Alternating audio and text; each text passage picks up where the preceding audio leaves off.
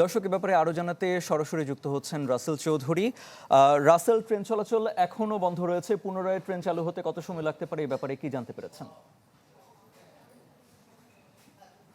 মানজুর, আমি এখন আছি মনতলা স্টেশনেই। এখানে গত রাত ৯টার দিকে কিন্তু ট্রেন লাইনচ্যুত হয়ে ৬টি বগি এবং এখানে তেলবাহী ওয়াগনগুলো দুমড়ে মুচড়ে যায়। একটি ওয়াগন খালে পড়ে, বাকিগুলো রেল লাইনের মধ্যে আছড়ে পড়ে।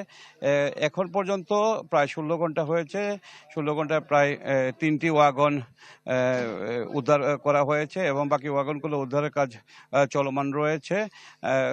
রেল কর্তৃপক্ষ যেটি আমাদেরকে জানিয়েছেন যে ২-২.৫ ঘন্টার ভিতরেই কিন্তু রেল চলাচল স্বাভাবিক হয়ে যেতে পারে এবং তারা শুধু ওয়াগন সরাচ্ছেন না, রেল লাইনের যেগুলো নষ্ট হয়েছে এগুলো কিন্তু ঠিক করছেন এবং মেরামত করছেন।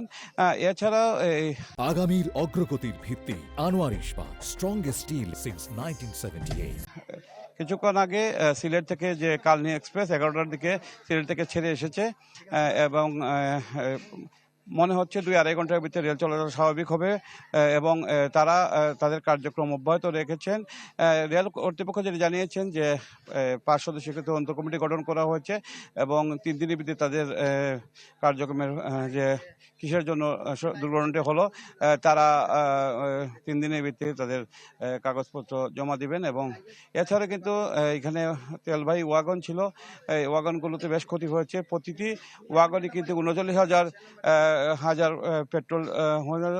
লিটার পেট্রোল ছিল এবং এগুলো কিন্তু কত ক্ষতি হলো তারা তা নিরূপণ করে দেখবেন। মঞ্জুর। রাসেল, আপনাকে ধন্যবাদ।